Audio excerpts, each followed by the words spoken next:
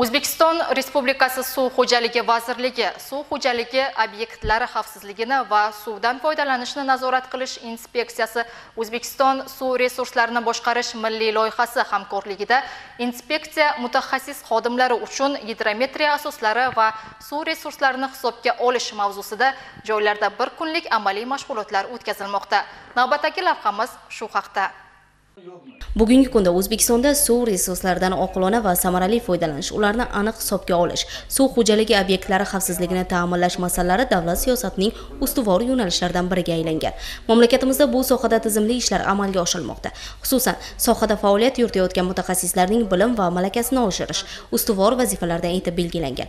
Shu maqsadda O'zbekiston Respublikasi Suv xo'jaligi vazirligi suv xo'jaligi obyektlari xavfsizligini va suvdan foydalanishni nazorat qilish inspeksiyasi tomonidan Jahon banki ko'magida amalga oshirilayotgan O'zbekistonda suv resurslarini boshqarish milliy loyihasi hamkorligida qator amaliy tadbirlar o'tkazilmoqda.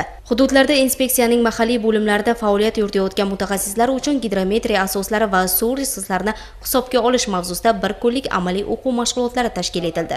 Mashg'ulotlar davomida suv obyektlarida suv sarfini aniq o'lchash, gidropostlarda zamonaviy uskunalardan foydalanish, ma'lumotlarni yig'ish va tahlil qilish bo'yicha mutaxassislarning ko'nikmalari yana bir bora mustahkamlandi.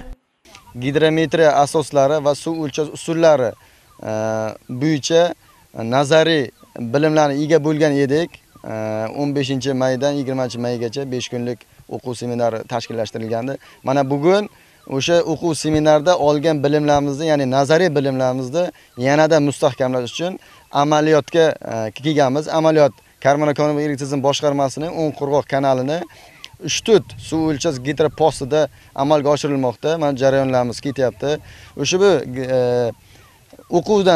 o'qishdan maqsadimiz, ya'ni suv o'lchash zamonaviy vositalari, suv o'lchash usullari, gidropost turlari va uni qanday hisoblash usullarini o'rgandik o'sha bitta treningda.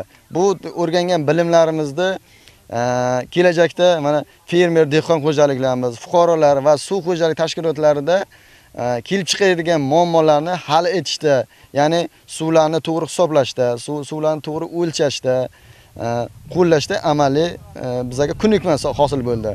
Olgan bilimlarimizda asosida to'g'ri hisoblashda amaliyotda qo'llaymiz. Hozir jarayon mana shu Ushtut gidropostida amalga oshirilgan jarayon, ya'ni birinchi usulda mana GER 21 suv o'lchash vositasida amalga oshirilyapti. Ya'ni birinchi suvning yuzasi, undan keyin chuqurligini olgandan keyin ya'ni vertishka, ya'ni suv o'lchash vositasini vertishkasini qancha metrda chuqurlikka tushirish bo'yicha hisoblash ishlari amalga oshirilyapti.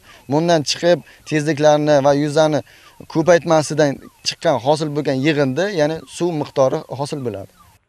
Mashg'ulotlar jarayonida inspeksiya xodimlariga suv xo'jaligida qo'llaniladigan gidrometriya vositalari, jumladan turli turdagi o'lchov uskunalari, ultratovushli va avtomatlashtirilgan nazorat qurilmalari haqida amaliy ma'lumotlar berildi. Suv xo'jaligi obyektlarida ishlovchi mutaxassislarning har kunlik ish amaliyoti bilan bevosita bog'liq holda tashkil etilayotgani nazariy bilimlarni real sharoitda qo'llash imkonini yaratdi. Har bir ishtirokchi o'ziga tegishli hududdagi suv inshootida amaliy tajriba asosida suv sarfini aniq o'lchash, hisobot yuritish va nazoratni amalga oshirishni bevosita o'zlashtirmoqda.